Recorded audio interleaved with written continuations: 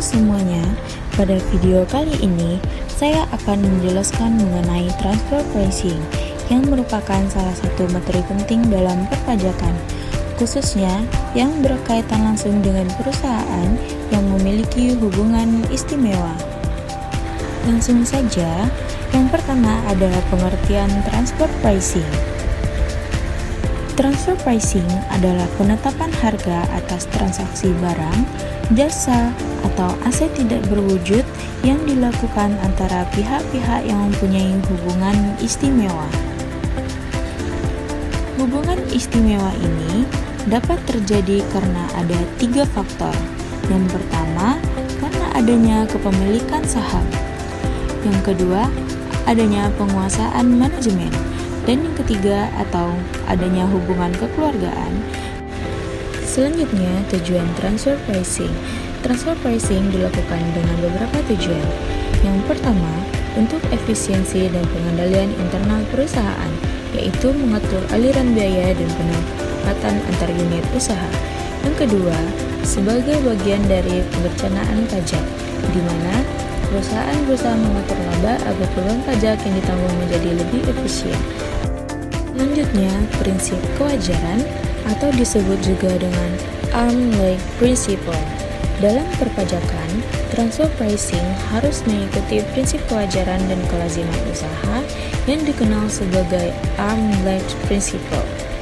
Prinsip ini menyatakan bahwa harga transaksi antara pihak yang berelasi harus sama dengan harga yang berlaku apabila transaksi dilakukan oleh pihak yang tidak memiliki hubungan istimewa. Dengan kata lain, harga transfer harus mencerminkan harga pasar yang wajar, seolah-olah transaksi dilakukan secara independen. Sebagai contoh, PT Garuda Food Putra Putri Jaya Tbk merupakan perusahaan manufaktur makanan dan minuman yang memiliki anak perusahaan di luar negeri sebagai distributor produk. Misalnya, harga pasar wajar produk makanan ringan adalah 10.000 per unit. Namun, PT Garuda Food menjual produk tersebut kepada anak perusahaannya yang di luar negeri dengan harga 6.500 per unit. Akibatnya, laba PT Garuda Food di Indonesia menjadi lebih kecil, sehingga pajak penghasilan badan yang dibayarkan di Indonesia juga berkurang. Apabila Direktorat Jenderal Pajak menemukan bahwa harga tersebut tidak sesuai dengan prinsip kewajaran, maka koreksi transfer pricing dapat dilakukan sesuai dengan ketentuan perpajakan yang berlaku. Selanjutnya, metode penentuan transfer pricing. Untuk menilai kewajaran harga transfer, terdapat beberapa metode yang umum digunakan.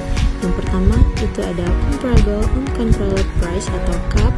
Yang kedua, ada Resale Price Method atau RPM. Yang ketiga, ada Cost Plus Method. Yang keempat, ada Transactional Net Margin Method atau TNMM. Dan yang kelima, yang terakhir yaitu Profit Split Method. Selanjutnya, dasar hukum dan dokumentasi transfer pricing. Di Indonesia, transfer pricing diatur dalam Undang-Undang Pajak, Penghasilan, serta peraturan pelaksanaannya. Ketentuan terbaru mengenai dokumentasi transfer pricing diatur dalam Peraturan Menteri Keuangan Nomor 172 PMK 03 Tahun 2023 tentang penerapan prinsip kewajaran dan kelaziman usaha dalam transaksi yang dipengaruhi hubungan istimewa. Berdasarkan PMK tersebut, perusahaan yang memiliki transaksi afiliasi wajib menyusun dokumentasi induk, dokumen lokal, laporan per negara. Dokumentasi ini bertujuan untuk membuktikan bahwa transaksi afiliasi telah dilakukan sesuai dengan prinsip kewajaran. Sebagai kesimpulan, transfer pricing merupakan praktik yang legal dan sah selama dilakukan sesuai dengan prinsip kewajaran dan peraturan perpajakan. Pemahaman transfer pricing sangat penting bagi mahasiswa perpajakan agar mampu memahami risiko pajak dan kepatuhan pajak perusahaan. Demikian penjelasan mengenai transfer pricing. Terima kasih atas perhatiannya.